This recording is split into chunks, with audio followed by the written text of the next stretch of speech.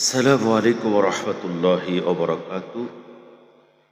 ইউনূস সরকারের ভয়ঙ্কর চুক্তি কি হয়েছে জাতিসংঘের সাথে চুক্তিনামায়, অথচ ডক্টর ইউনূস সাহেব তার গভর্নমেন্ট ফেজে কি সুন্দর সুন্দর বাণী এ জাতিকে উপস্থাপন করেছে, যা দেখে আমরা কিছুটা আশ্বস্ত হয়েছি আর কিছুটা হতাশা গ্রহণ করেছি। কিন্তু তার আড়ালে কি চুক্তি হয়েছে আমরা কওমি ভিশন প্রথম আলোর বরাত দিয়ে কিছু তথ্য উপতথ্য উপস্থাপন করেছে, যা আপনাদের সামনে আমি উল্লেখ করবার চেষ্টা করছি। আসলে আমরা অত্যন্ত দুর্ভাগ্য এবং হতাশাগ্রস্ত জাতি। আমাদেরকে সকলেই চষে, সকলেই কিন্তু আমাদেরকে ব্যবহার করে। স্বাধীনতার 53-54 বছরেও এই দেশের অবকাঠামো সরকার পরিবর্তন হয়েছে, কিন্তু এই জাতির কোনো ভাগ্যের পরিবর্তন হয়নি। তাদের দ্বারা দেখেন কি চুক্তি সংগঠিত হয়েছে, সেখানে কি স্বাক্ষর হয়েছে। জাতিসংঘের মানবাধিকার কমিশন কি চুক্তি করেছে, তাদের দ্বারা কোনো অপরাধ সংগঠিত হলে বাংলাদেশের আইন অনুযায়ী তাদেরকে গ্রেপ্তার কিংবা মামলার আওতায় আনা যাবে না। নাম্বার 2, এমনকি প্রয়োজনে বাংলাদেশের প্রশাসন সরকার তাদের ব্যক্তিগত ও অফিসের মালামাল জব্দ করতে পারবে না।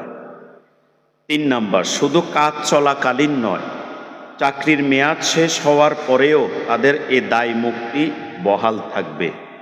তথ্যসূত্র প্রথম আলো, ব্যবস্থাপনায় কওমি ভিশন। কারোর সাথে কোনো পরামর্শ না করে, আলেমদের বিরোধিতা উপেক্ষা করে ডাক্তার ইউনূস জাতিসংঘের মানবাধিকার মিশনের কার্যক্রম পরিচালনায় অনুমতি দিয়েছে। এবার আসুন আমরা বিস্তারিত বলবার চেষ্টা করছি। তারা যদি ডাক্তার ইউনূস সাহেব তিনার ফেজে যেটা লিখেছেন, দেশের এটা উন্নতি করবে, যুবকদের এটা করবে, তাদের এই ট্রেনিং দিবে, ওদের ওই ট্রেনিং দিবে, এইভাবে প্রজেক্ট করবে। আচ্ছা, আমার প্রশ্ন হলো, যদি যেটা উনি প্রকাশ্যে বলেছেন এই প্রজেক্টই যদি তিনি ইউনূস সাহেবের জাতিসংঘের মানবাধিকার চুক্তিতে ইউনূস সাহেব যেটা উল্লেখ করেছেন, যদি তারা এই জাতির জন্য ভালোই করেন, তাহলে এই ভয়ঙ্কর শর্তগুলো কেন? অবশ্যই প্রকাশ্যেই বোঝা যাচ্ছে যে ওলামায়ে কেরাম যেটা সন্দেহ করেছেন, ওলামায়ে কেরাম বারবার যেটাকে ইন্ডিকেট করে কথা বলছেন, এই জাতিসংঘের মানবাধিকার দূত তথা সমকামী এই ব্যক্তি এটাই এদেশে করবেন বলেই তারা এই চুক্তিগুলো ধরিয়ে দিয়েছে। কোনো অপরাধ সংগঠিত হলে এদেশের আইন অনুযায়ী কোনো ব্যবস্থা নিবে না, নিতে পারবেও না, মামলার আওতায়ও আনা যাবে না। তাহলে এখন দেখেন, ইউরোপ আমেরিকা যদি কোনো গভর্নমেন্ট, আমাদের গভর্নমেন্ট কিংবা আমাদের ব্যক্তিগত কোনো ব্যক্তি বা আমাদের অ্যাম্বাসাডর যদি কোনো সমস্যা করে, তাহলে অবশ্যই তারা মামলা দিবে, তাকে গ্রেপ্তার করবে, শাস্তির আওতায় আনবে। কিন্তু আমাদের দেশে তারা আসলে তাদের কোনো মামলাও দেওয়া যাবে না, অপরাধ করলে কোনো কিছুই করা যাবে না। বাংলাদেশের প্রশাসন সরকার তাদের ব্যক্তিগত অফিসের মালামাল জব্দ করতে পারবে না। এটা হচ্ছে টার্নিং পয়েন্ট।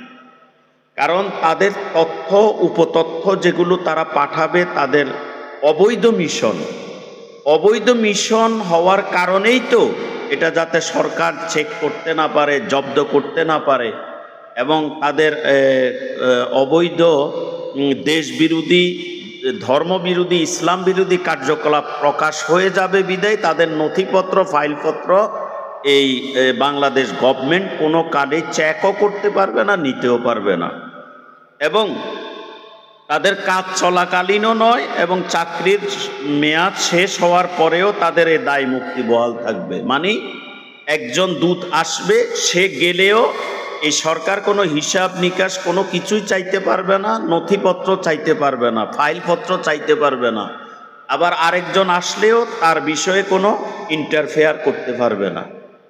অতএব আমরা খাল কেটে কুমির এনেছি। আমরা বড় আশা করেছি যে ডক্টর ইউনূস এই দেশের উন্নতি করবে এবং এই দেশকে একটা অবস্থায় নিয়ে যাবে, কিন্তু আমাদের আশায় ছাই পড়েছে, ছাই। অতএব যারা এখনো ঘুমিয়ে আছেন, আপনার বংশের ভিত্তি ভেঙে দিবে এই সমকামিতা, ধর্মের ভিত্তি ভেঙে দিবে, ঘরে ঘরে সমকামিতা চালু হবে।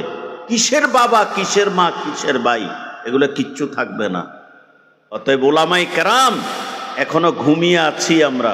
ইসলামী দল, নন ইসলামী দল, বা গভর্নমেন্ট নির্ধারিত নিবন্ধিত অসংখ্য রাজনীতিকবিদ এ বিষয়ে কোনো কথাই বলছে না। ভয়ঙ্কর ভয়ঙ্কর একটি চুক্তি ডাক্তার ইউনূস করেছে জাতিসংঘের সাথে।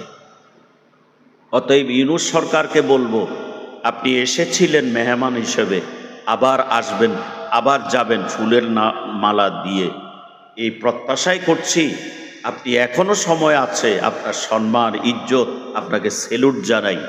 আপনি এগুলোর থেকে মুক্তি নিয়ে এবং এই কালো চুক্তি বাতিল করে এই জাতিকে গোলামের জিনজিরে আবদ্ধ না করে স্বাধীন জাতি হিসেবে রেখে যাবেন বলে এই আশা ব্যক্ত করছি।